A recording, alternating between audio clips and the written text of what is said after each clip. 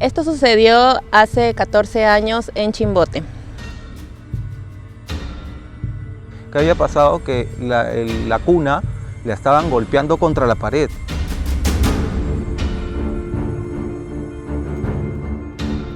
No se veían las facciones, no se veía nada, solamente que era una silueta, pero sí se podía sentir que nos estaban mirando fijamente. Y es cuando veo todo quemado y dije, ¿qué es esto? Le digo. Y él me dice, esto era utopía.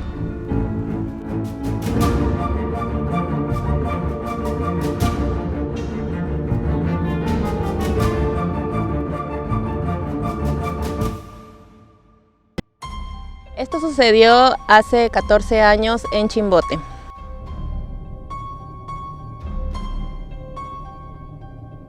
Me encontraba en la casa de mi tía, ¿sí? Ella tiene una casa que es bastante grande. Justo al centro de la casa hay como un patio y en este patio, bueno, obviamente tendían ahí todo el tema de la ropa y al lado del tendal había una lavandería, ¿no? Bueno, yo estaba muy cansada. Ya me voy a ese lavadero que comento a lavarme los dientes y ya posterior a eso irme a descansar. Como su casa todavía estaba medio construir, había como un depósito en donde a futuro iba a ser ahí un servicio higiénico. Bueno, este depósito lo habían cerrado nada más como con triple y mi tía le había colocado candado, todo, cadena, porque habían guardado sus cosas ahí. Bueno, yo me estoy lavando los dientes muy tranquila y en una de esas termino de lavarme los dientes, me empiezo a secar con la toalla y giro mirando hacia la escalera y en una de esas veo una sombra, era una silueta, yo no puedo decir si era hombre o mujer, solamente era una silueta con un sombrero, no sé, creo que le llaman un sombrero tipo copa, que lo atraviesa, veo cómo atraviesa ese triple con el que habían cerrado ese depósito, lo atraviesa y gira y se queda mirándome de frente. Cuando pasó eso, yo creí que, o sea, parecía como si el tiempo se hubiera detenido ahí. Y justo en ese momento, mi tía tenía dos perritos. Eran una raza mediana y otra pequeñita. Justo esos dos perritos se quedan al pie de la escalera mirándolo. Entonces, para esto yo decía, o sea, fue de verdad como si se hubiera congelado el tiempo en ese momento. Y lo quedé mirando, no sé cuánto tiempo habrá sido que lo quedé mirando, y en una de esas gira otra vez, y esto pasaba como si ya nuevamente el tiempo hubiera ya corrido normalmente, vuelve a girar esta silueta y sigue su curso como yéndose al pasadizo, ¿no? Y los perritos que estaban mirando igual que yo, así de, no sé, impactados, como congelados como yo, se volvieron locos y se fueron corriendo atrás, ladrando como locos, o sea, como si fuera, no sé, un ladrón, algo, comenzaron a ladrar como locos, subieron y esta silueta, o sea, si fuera una persona, ¿no? Tú ves que dos perros vienen atrás tratando de querer morderte porque la intención que vi en ellos era querer morder, pero esta silueta pasaba y se iba tranquila, muy tranquila, se iba y los perros subieron, ¿no? Y se fueron atrás de esto. Cuando fue estos segundos, yo creo que fueron segundos, pero cuando yo ya como que ya se descongela el tiempo, yo corro hacia el dormitorio donde yo me estaba quedando y escucho clarito que de los ladrillos que estaban haciendo mis perritos, los perritos de mi tía, se quedó como un mute, o sea, se callaron. Entonces yo me quedé sorprendida y ahí le dije, no me acuerdo de verdad si era mi tía o mi mamá quien estaba ahí, pero dije, hay alguien ahí arriba, no sé quién es, no sé quién. Yo estaba como loca, yo en ese tiempo tendría 14, 13 años más o menos, entonces yo de verdad estaba desesperada porque no podía creer lo que yo había visto. Para esto, yo ya desde que tengo memoria veía muchas cosas, ya con el pasar del tiempo he ido perdiendo eso, pero veía muchas cosas y de todas ellas yo siempre trataba de hallarle la lógica, de hallarle la razón, por ahí quizás fue el viento, quizás fue esto, quizás fue el otro, pero ese día honestamente no pude hallarle razón a lo que vi. Entonces, y peor que los animalitos pues o sea, estaban ahí, ¿no? O sea, era imposible que claro, yo lo pude haber visto, pero ellos también lo vieron junto conmigo.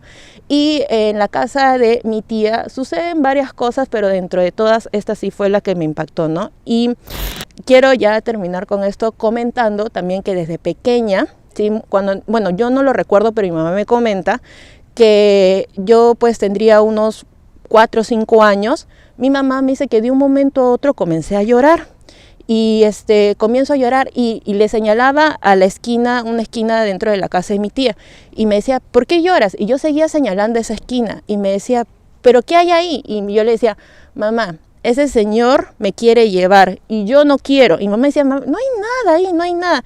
Sí, es un señor con sombrero y me quiere llevar y yo no quiero, mamá. Y yo lloraba y lloraba y mamá me tuvo que sacar de ahí. Entonces hay muchas cosas que yo he visto desde pequeña que no recuerdo, pero ella me cuenta que, bueno, son cosas que yo veía, ¿no? Esa es mi historia. Esto ocurrió hace 14 años en San Isidro.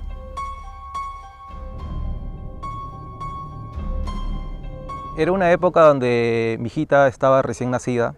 Tendría 2, 3 meses, a lo mucho. Estaba chiquitita. Estaba con mi hijita en el cuarto, en la habitación. En esa época andaba desocupado. Y yo recuerdo que estaba en un sillón frente al televisor. Al costado mío estaba la cuna. Y era una cuna que tenía la facilidad de balancearla, ¿no?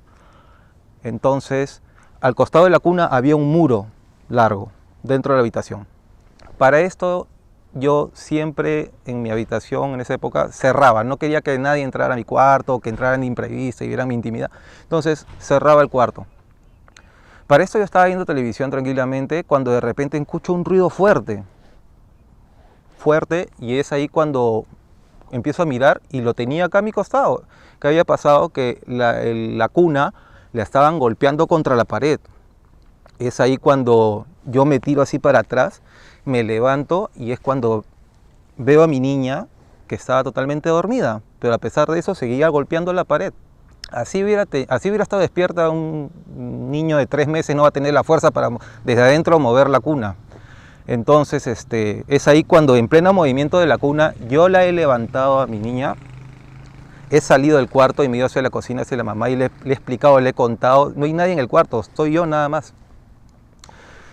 Entonces, haciendo memoria, recuerdo que una noche anterior, casualidad de la vida, tengo el sueño que atrás de ese muro estaba una niña chiquita. Y esta niña chiquita estaba como temerosa de jugar con los juguetes de mi hija y de bebita y de su hermana mayor. Es entonces cuando hago memoria y yo le decía a la niña, mamacita, juega nada más, no te hagas problema, no tengas miedo, agarra los juguetes. Entonces yo deduzco que esta niña fue la que se me reveló empujando la cuna de mi niña. Pasaron los años y me mudo a Magdalena del Mar. Y era de noche y yo ya estaba a punto de dormir. La mamá de mi hija ya estaba dormida ya. Mi hija en su cuarto. Y bueno, apagué todas las luces, televisor, dije, voy a apagar el televisor para poder dormir tranquilamente. Entonces, esta es la cama, al frente tengo una ventana grande y al costado tenía un armario grande también. Es entonces cuando ya había apagado todo para poder conciliar el sueño y no tenía cuándo dormir, seguía con los ojos abiertos, pero la ventana, la cortina estaba abierta de par en par, tenía la luz de la calle. Es entonces cuando yo mirando así la ventana, entre la ventana y la cama donde yo estaba, cruza la sombra de esta misma niña que yo me había soñado. Yo creo que esa niña a mí me ha seguido hasta ese mismo lugar y la he visto cruzar lentamente, la he visto cruzar a paso lento y se ha metido, es como que si hubiera cruzado el mismo armario. Entró y yo me quedé así, pero frío. Pero reconozco también, obviamente es una experiencia rara, extraña, pero reconozco también que no me causó miedo ni temor, porque no era una mala energía, una un mal espíritu, era un niño nada más. Esto me pasó hace 12 años en Villa María, Tablada.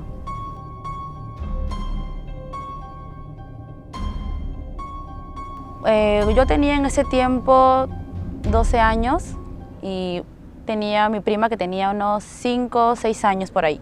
Nuestra rutina de nosotras siempre era salir del colegio, ir a la casa de uno de mis tíos y almorzar y luego irnos a mi casa, que está a menos de una cuadra. Nosotras acostumbrábamos siempre quedarnos solas en la casa porque todos trabajaban y la única que llegaba temprano, si se podría decir, era mi abuela, que llegaba máximo 4:30, 5. De ahí no pasaba. Nosotras ingresamos, cada una se fue a su cuarto porque nosotras siempre hemos sido muy independientes desde chicas. Y bueno, 4 de la tarde, 4:30, 5, 6 de la tarde mi abuela no llegaba y cada vez se fue oscureciendo el día. Nosotras le tenemos pánico o terror a lo que es la oscuridad desde muy niñas. Entonces ella va a mi cuarto y me dice, Bri, hay que estar juntas porque a mí me da miedo. Ya, le digo, está bien. Entonces fuimos a la sala y pusimos una película para distraernos porque en nuestra inocencia pensábamos que al poner una película nos íbamos a sentir más acompañadas. Estábamos sentadas y ella estaba a mi costado, ya todo estaba de noche, todo estaba apagado excepto la sala. Toda la casa estaba a oscuras. La sala era el único espacio que estaba prendido. Ella estaba a mi costado y de pronto vi, yo estoy de frente mirando la película, pero vi la parte de acá, la luz del cuarto de mi abuela se prendió. Así, como estaba al fondo, fue la única luz que se prendió. Entonces yo volteo para ver por qué se ha volteado, ¿no? O sea, por qué se ha prendido la luz. Y cuando veo a un hombre así, una silueta, una sombra espesa, negra, con un saco y un sombrero de copa.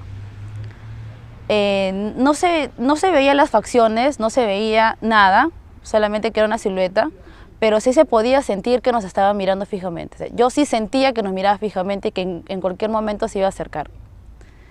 Y lo que yo agarro es que la miro a ella y le digo, ¿no? Giselle, hay alguien ahí. Nos está mirando. Entonces ella me mira y me dice, ¿quién nos va a mirar si no hay nadie? Entonces ella me vio tan mal, tan pálida y un poquito más, si es por cierto que yo soy clara, estaba hecho papel en ese momento. Y le digo, hay alguien a tu costado, nos está mirando. Entonces ella quería voltear, pero bueno, no la dejé, porque yo sé que era mucho más chica que yo, se iba a traumar de por vida. Entonces ella comenzó a llorar porque nosotras pensábamos que se nos iba a acercar en cualquier momento y sentíamos esa sensación de enojo, rabia, tristeza, miedo, así combinado. Lo que queríamos es escapar de ahí porque pensábamos que nos iba a pasar algo peor, pero para escapar y para irnos a la puerta principal teníamos que cruzar el comedor, la cocina, y justamente la cocina daba para el cuarto de mi abuela donde estaba ese ente parado ahí, y recién pasar el pasadizo e irnos a la puerta principal. No queríamos pasar por ahí porque pensamos que si lo hacíamos nos iba a agarrar, nos iba a hacer algo. Y la única salida era un espacio donde era supuestamente antes iba a ser una puerta, había un triple con un plástico grande, que imposible que nosotros lo pudiéramos mover, peor yo, porque en ese tiempo yo era prácticamente un palo, no, súper flaca y ni siquiera tenía fuerza, pero no sé de dónde saqué la fuerza que pude arrastrarlo y poder generar un pequeño orificio, un pequeño huequito que podíamos por ahí salir. Pero lo peor es que era de noche, estaba garuando y mi prima en ese momento ella estaba con un vestidito así delgadito que en la vida no la podía sacar así. Entonces creo que primero fue más mi responsabilidad que mi miedo porque no logro explicar mi acción que hice, que fue lo que la llevé a su cuarto, la vestí, le puse rápido una chompa grande y salimos volando. Dejamos todo prendido, no nos importó. La puerta la dejamos junta y entonces salimos y fuimos a la casa de mi tío. Y él nos ve y nos dice, no, chicas, ¿qué hacen acá afuera? ¿Qué pasa? ¿Por qué están llorando? ¿Por qué están pálidas? ¿Qué tienen? ¿Qué pasó? ¿Están solas? Entonces dijimos, sí, estamos solas, alguien se metió a la casa, tío, por favor, ayúdanos. No queremos ir, tenemos miedo. Entonces, y él va, pues, ¿no? Y él lo que es, agarra un palo y dice, ya, vamos, ustedes se quedan afuera, yo voy a entrar. Si ustedes escuchan algo que yo digo, no, chicas, corran, o algo, ustedes van a la comisaría, porque seguramente es un ladrón algo. Y la comisaría está a unos pasos de mi casa. Entonces, nosotros cuando él apenas empuja la puerta, todo estaba apagado. O sea, la sala que habíamos dejado prendida, el cuarto de mi prima que habíamos dejado prendida porque yo la vestí, estaba totalmente apagado. Lo único que estaba prendido era la televisión. Y cuando él entró, sintió una energía muy fuerte que le dio hasta mareos. Él siguió y mientras seguía comenzó a prender las luces, la sala, la cocina, hasta llegar al último cuarto que está al fondo. Y dijo, no hay nada, no hay nadie aquí. Pero le dijimos, pero sí estaba aquí, estaba parado, todo, y habíamos dejado prendido, no es posible que esto haya pasado. Tío, tienes que creernos. Y bueno, él sí nos creyó, porque nos vio tan mal, que justamente ahí llegó mi abuela, pues, ¿no? Y le dijimos, ¿por qué había llegado tan tarde? Y nos dijo que justamente su hermana había fallecido ese mismo día. Entonces ella dijo, no, tal vez mi hermana ha venido a visitarnos o a despedirse, pero es imposible que ella haya sido porque lo que vimos fue un hombre. A pesar que no le hemos visto las facciones, pero sí obviamente era un hombre el que vimos. Y no puede ser, lamentablemente, ¿no? En ese tiempo la tía había fallecido. Y bueno, nosotras, ahora yo tengo 23, mi prima tiene 15 años, pero hasta ahora le tenemos pánico a lo que es a la oscuridad. Y para terminar, en mi casa siempre ha habido esas situaciones. Yo no he sido la única que lo ha visto, ¿no? También lo ha visto mi madrina, mis demás tías, mi papá, él ha visto más cosas peores todavía. Pero ahora ya no estamos en la casa, estamos en otro lado, estamos viviendo, porque la casa lo están construyendo, ¿no? Pero obviamente tenemos que ir para ver cómo están avanzando y todo, y en la noche sí se siente esa pesadez, sí se siente que apenas tú entras para ver, apenas entras a la sala, se siente esa vibra de que alguien te está vigilando, alguien te está mirando, o que alguien está respirando aquí en el cuello. Esto sucedió en el Jockey Plaza hace 20 años.